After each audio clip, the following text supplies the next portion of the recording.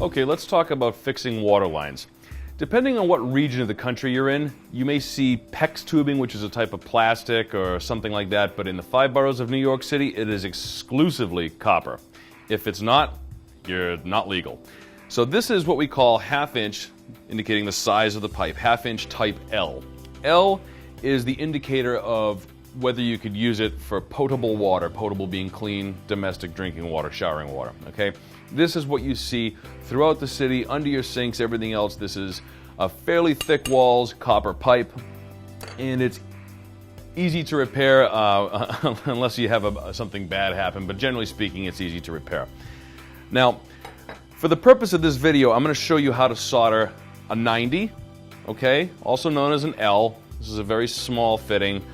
This would be, for example, let's say we installed a new vanity or a kitchen cabinet. You'd have a raw copper pipe coming out like so, all right? And then you'd need to put a joint in there of some sort. It might be an L going up like so, and then a valve that would shut off the supply to your sink, okay? So for this purpose, I'm just going to solder this 90. I'm going to show you how to properly do it. Ask any plumber how to solder, and you'll get any number of different stories on how to do so. This is how I solder. Not necessarily saying it's the Bible way to solder, but this is how I do it, and it's worked for me for 20 years as a master plumber. You need a few things. An emery cloth. This is basically sandpaper, but it's a strip, okay? You need a fitting brush. This is a half-inch fitting brush.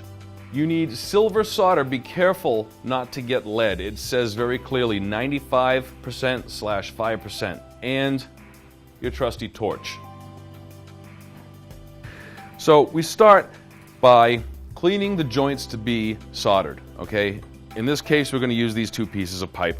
You just kind of wrap it around, and you're going to clean it. Be judicious with the cleaning, okay? I don't want to see any black marks on that recently sanded pipe. That's carbon. That will cause a leak. That's another reason I'm wearing gloves. People might call me a prima donna for doing so, but it actually keeps the oils in your hands off of the joint. This is not conducive to soldering. The oils in your hands are not conducive to soldering. So now we're going to take our fitting and our fitting brush. Okay, it's just a wire brush. This one's kind of beat up, but it'll still get the job done.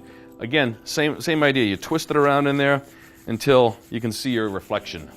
So we've got a nice clean 90-degree elbow. The next thing that you want to do, again, the gloves come in, they're very imperative here.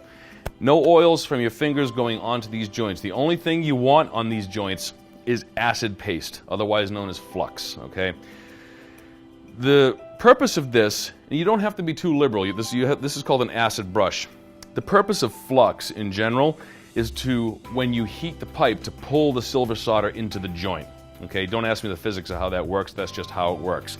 So I generally start with the fitting first, and you just need a film of it, just a little film. You don't need to paint a Picasso doing this here. So we've got the joint fluxed. We just kind of pass around the edge. Okay, we're doing a half-inch joint, so really all you need is a half-inch of flux. Okay, we don't need a ton, big, messy, ugly, pasty joint. And this stuff isn't all that great to get on your hands too.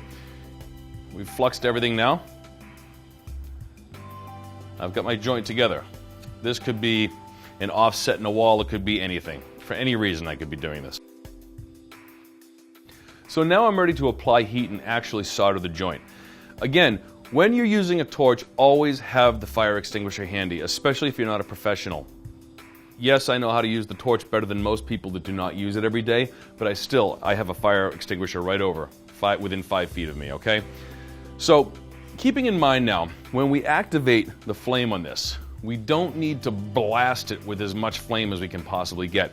There is a regulator right here that I can adjust that flame. This is an excessive flame for a half-inch. It's too much heat, it will heat up too fast, and you'll see the joint actually smoke. It's not necessary. I'm only soldering half-inch. This would be a more appropriate flame for 3/4 or 1 inch or something like that. So I'm going to turn this down. And you can hear it. Now, I've got my silver solder. One of my little quirks, I like to actually drag the emery cloth along the edge of this solder to make sure that there's no impurities in that solder, okay? And then I like control over the solder. My finger, applying just a little bit of weight to it, okay? I'm gonna put a little curl to it. And the rule of thumb is if you're doing a 1/2 inch joint, you need about a 1/2 inch of solder. That's all you need, okay? So the solder itself, when it liquefies, it will follow the heat, it will follow the flame. So where do I want to apply my flame? I want to apply my flame to where I want the solder to be, which in this case is inside this joint. We would take our torch, heat from underneath if you can. It's not always this easy inside a wall or something like that. I'm going to slide it down to the pipe a bit. You're going to see that flux start to bubble. Okay? Now, if you're not sure whether you've reached temperature yet, you can do what I call a pass-by. Just give it a little touch. And we're at temperature. Run it, and you can see the solder sucked right into the joint. And you get a little touch under there, and that's soldered. Repeat on the same side. Another common mistake that newbies make is they are hurrying and they forget to solder one side of the 90, which is a real bummer because it's just a silly mistake.